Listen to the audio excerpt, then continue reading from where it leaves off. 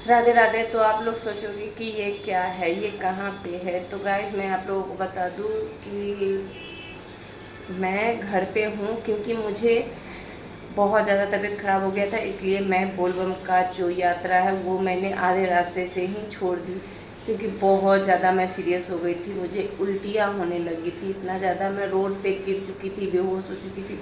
इसीलिए पता नहीं इस बार भोला बाबा मुझसे क्या चाहते थे, क्या वो नहीं चाहते थे कि हाँ मैं बोलबम जाऊँ, क्योंकि मुझे अभी 1 महीने हुए हैं और मैं बहुत ज़्यादा सीरियस थी।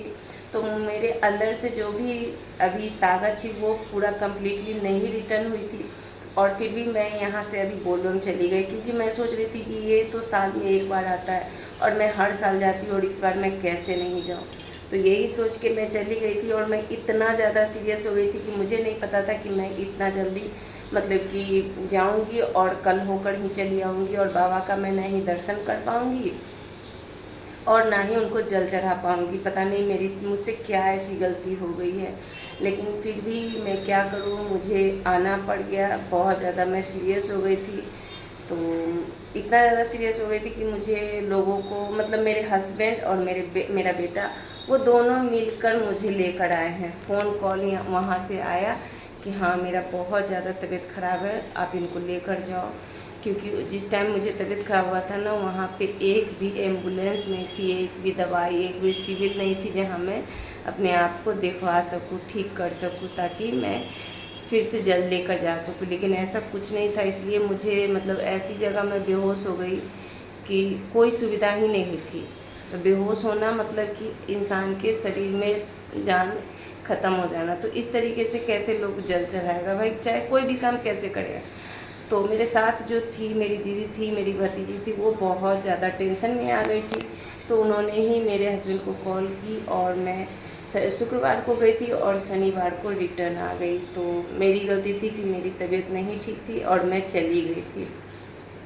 तो ये गलती आप लोग ना करो, इसलिए मैं आप लोगों को बता देती हूँ कि अगर कभी भी आप लोगों का ज़्यादा सीरियस कंडीशन हो ना, तो आप इतना बड़ा कदम मत उठाना कि जिससे आपको दोबारा उस चीज़ को फेस करना पड़े। तो मैं तो गलती कर चुकी हूँ, और इसकी वजह से मुझे बहुत सारा सुनना भी पड़ा। तो वो मैं डिज़र्व करती हूँ, क्योंकि मैंने गलती की है तो मुझे सुनना ही है। और अपने गलती का एहसास अगर जब इंसान को हो जाए ना, उससे बड़ा पुण्य कोई नहीं होता है। नहीं तो अगर अपने गलती को अगर जितना भी ज़्यादा आप छुपाने की कोशिश करोगे, तो वो जब सबसे ज़्यादा पाप होता है।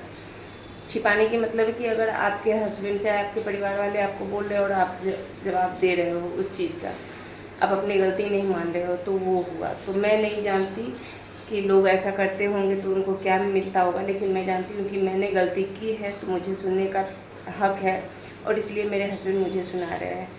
तो मैं शुक्रवार को गई और शनिवार को चली आई, लेकिन मैं इतना ज़्यादा तबीयत ख़राब था कि मैं कल वीडियो नहीं बनाई थी।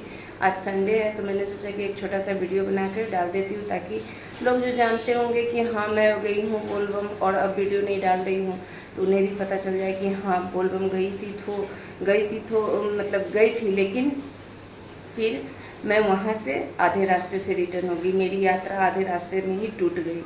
तो आप लोगों को ये वीडियो कैसी लगी कमेंट में ज़रूर बताना, और मतलब कि कृपया करके आप लोग अपना ध्यान अच्छे से रखना, क्योंकि कोई नहीं जानता कि कब क्या हो जाए। ओके, राधे राधे, हर हर महादेव।